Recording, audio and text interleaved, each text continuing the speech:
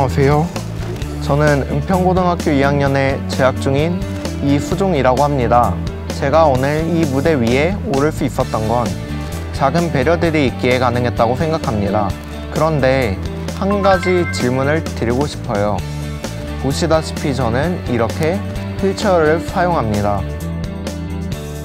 이런 저를 체육 수업 시간에 쉬게 해주는 건 배려일까요? 아니면 배제일까요? 여러분은 어떻게 생각하세요? 오늘 제가 겪은 일들을 들려드릴 텐데요. 함께 고민해보는 시간이 됐으면 좋겠습니다.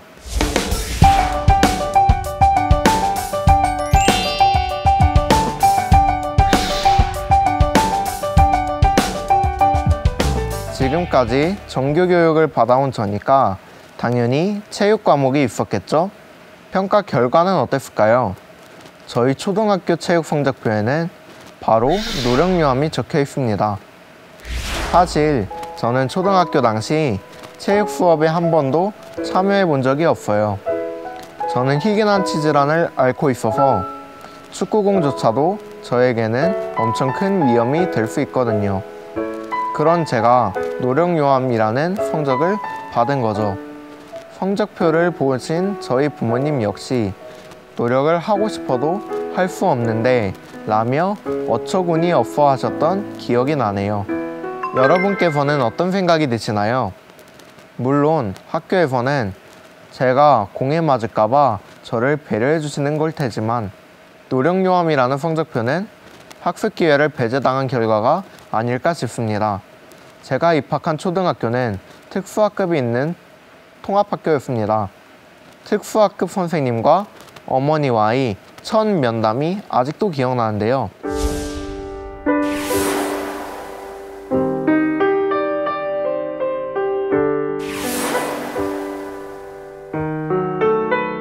그럼에도 불구하고 특수학급 선생님은 특수학급에 편성하기를 강요하셨죠. 그런데 현재 우리나라의 특수학급은 지적장애 아동이 절반 이상을 차지하고 있다는 사실 알고 계셨나요? 발달장애, 학습장애, 의사소통장애까지 폭넓게 본다면 훨씬 많은 비율이 되겠죠.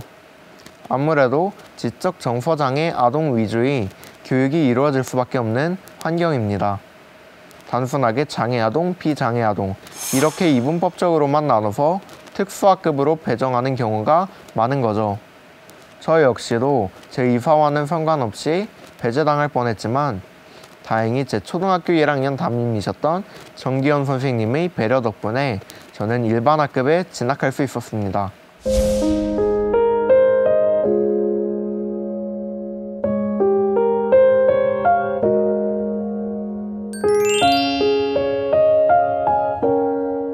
이번엔 현장 체험학습 이야기를 좀 해볼까요?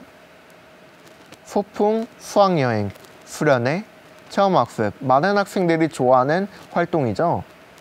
저 역시 이런 현장학습을 손꼽아 기다리곤 했죠. 그런데 제가 점점 체험학습을 꺼리게 된 이유가 있습니다. 저는 이동수단에 제약을 받을 수밖에 없는데요. 휠체어 리프트 시설이 설치되어 있는 버스가 꼭 필요하죠. 그런데 현재 서울시 교육청에는 장애아동을 위한 리프트 차량은 단 한 대도 없는 실정이고 앞으로도 계획도 없다고 합니다. 그래서 제가 일반 차량에 탑승하는 방법은 사람이 직접 옮기는 방법밖에 없어요. 대부분 어머니가 저를 업고 내리고 하는 걸 반복하셨어요. 점점 무릎 건강이 안 좋아지시고 고생하시는 모습을 보면서 저는 이런 현장 학습들이 점점 싫어지더라고요. 중학교 2학년 수련회를 앞두고 있었을 텐데요. 마찬가지로 리프트 차량이 없던 상황이었고 저는 또 비슷한 상황이 반복될 것 같아서 수련회를 포기한다고 했죠. 그런 저를 보며 마음이 속상하셨던 어머니께서는 당시 학교 교무부장 선생님께 제가 수련 활동에 참가할 수 있도록 도와주실 수 없냐고 말씀을 하셨습니다. 선생님께서는 사설 리프트 버스를 지원해 주셨어요. 지금 생각해도 너무 감사한 일이죠. 하지만 이런 행운이 늘 있을 순 없었어요. 저 역시도 그랬고요. 배려해주시는 좋은 선생님께서 계셔도 대여 가능한 리프트 차량이 없는 경우가 생긴다든지 늘 예상 밖의 난관들이 튀어나와서 현장 학습은 늘 긴장 100배예요. 너무나 당연히 여겨지는 권리조차 저에게는 아주 큰 산처럼 느껴지는 거죠.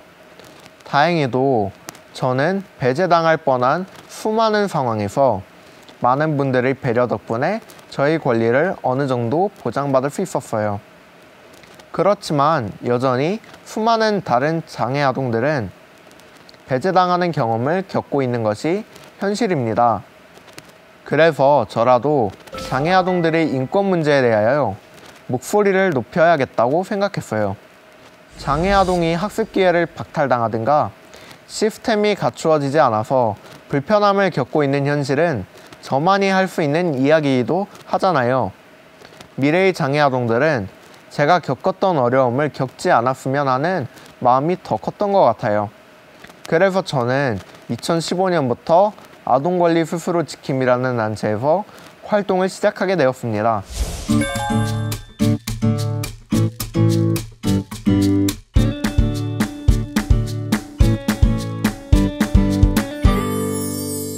저는 이곳에서 활동하면서 내가 내 문제만 생각했구나, 정작 중요한 게 있었구나 라는 사실을 알게 되었어요. 사실 저는 장애 아동을 향한 차별 문제만 심각한 줄 알았어요. 그런데 이야기를 나누고 보니 서로 겪고 있는 문제점을 공유할 수 있게 되었고 다른 아동들이 겪는 문제에 대해서도 배우게 되었습니다. 시야가 확 넓어진 느낌이었죠. 활동을 하면서 저는 아주 중요한 프로젝트에 참여했습니다. 바로 우리나라 아동들의 인권 실태를 조사하는 프로젝트였는데요. 장애 아동들 뿐만 아니라 다문화 가정 아동, 학교 밖 청소년, 미등록 이주 아동 등 소외계층 아동들에 대한 이야기를 듣게 되었습니다. 그 중에서 제가 가장 충격받았던 건 미등록 이주 아동에 대한 문제였어요. 미등록 이주 아동이란 미등록 체류 상태인 외국인 부모님이 한국에서 낳은 아이들을 의미하는데요. 만약 불법 체류 상태로 계시던 아이의 부모님이 강제 퇴거 조치를 받게 되면 부모와 아이들은 강제적으로 분리됩니다. 그야말로 생이별을 해야 되는 거죠. 또한 부모님이 미등록 체류 상태여도 아동들은 의무교육을 받을 권리가 있습니다. 이건 법적으로 보장받은 권리예요. 그런데도 학교장의 거부로 다니지 못하는 경우도 있어서 너무 안타까웠죠. 저는 프로젝트를 진행하면서 아동들에게 처한 공통적인 문제를 알 수 있었습니다. 바로 본인들에게 맞는 교육을 받고 있지 않다는 것인데요. 인간이 기본적으로 누려야 할 권리, 그리고 지켜야 할 가치들에 대해서도 교육받지 못한 학생들이 많다는 점은 아주 큰 충격이었고요. 또 우리나라 교육은 입시에만 초점이 맞추어져 있습니다. 일반 학생들조차 개개인의 인격을 존중받지 못한 채 입시 성공을 위한 교육을 받고 있죠. 하물며 저처럼 특수한 환경에 처한 소외 아동들은 특히 더 배제당하기 십상입니다. 결국 교육 격차는 더 커지게 되고 과정도 결과도 모두 불평등하게 된다는 걸 보고서를 작성하면서 깨닫게 되었습니다. 이 보고서는 유엔 아동권리위원회에 제출되었는데요. 그러자 아동권리위원회에서는 직접 와서 그 이야기를 좀 들려달라 이렇게 요청이 왔어요. 참 영광스럽게도 소외 아동들을 대표해서는 제가 이야기를 전달하게 되었습니다. 처음에는 제가 소외 아동들을 대표한다는 게 사실 좀 부담이 되기도 했어요. 하지만 제 경험에서 우러나오는 진솔한 이야기들을 전달할 수도 있을 거라는 생각이 들었어요. 그리고 제 목소리로 인해 조금이라도 긍정적인 변화가 생긴다면 보람을 느낄 것 같아서 사명감을 갖고 열심히 준비했습니다. 그리고 작년 2월 유엔 본부가 위치한 스위스 제네바로 갔는데요.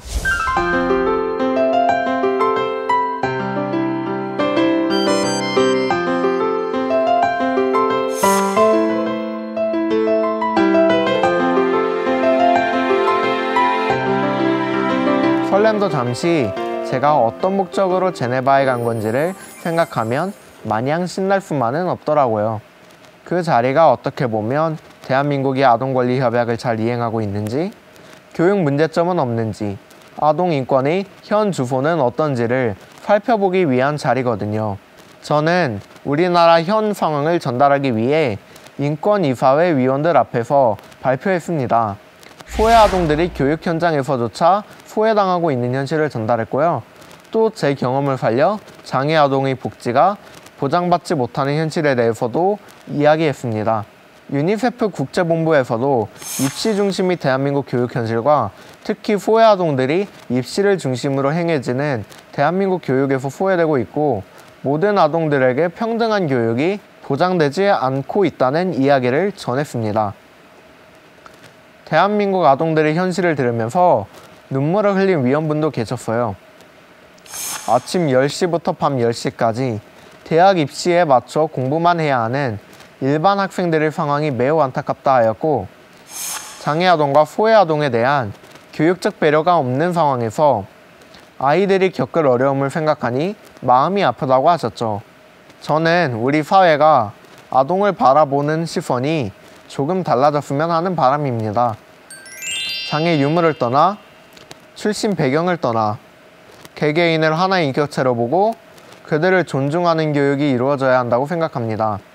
한 가지 잣대로 모든 아동을 평가하기 때문에 개개인이 가진 다양한 가치는 배제당합니다. 그러면 당연히 자신감도 상실하게 될 거고요. 악순환의 반복이죠. 반대로 학생들의 다양성을 배려할 수 있는 교육이 이루어진다면 개개인의 가치가 존중받고 실현될 수 있는 선순환이 실현되죠. 매년 치러지는 수능에서 77%의 학생들이 3등급 이하입니다. 이 학생들은 모두 어디로 가는 걸까요? 개개인의 특성을 고려하지 못하고 사회가 원하는 아동들만을 선발하는 것이 옳을까요? 이것이 교육의 본질이 맞을까요? 여러분은 교육의 본질이 무엇이라고 생각하시나요? 저를 도와주셨던 여러 선생님들, 또 사회에서 사람들에게 틀을 강요하지 않고 개인을 하나의 인격체로 바라보시는 어른들의 도움이 없었다면 저는 지금 이 자리에 있었을까요? 세계인권선언과 국제인권규약에 따르면 모든 사람은 인종, 피부색, 성별, 언어, 종교, 정치적 또는 기타의 의견, 민족적 또는 사회적 출신, 재산, 출생 또는 기타의 신분 등 어떠한 종류 구분에 의한 차별 없이 모든 권리와 자유를 누릴 자격이 있습니다. 분류 기준은 필요하지 않습니다. 다른 것은 틀린 게 아니라는 점 너무나 당연한 이야기인데요. 누구나 평등하게 대우받을 권리가 있음을 알아주셨으면 합니다. 지금까지 저희 이야기를 들어주셔서 감사합니다.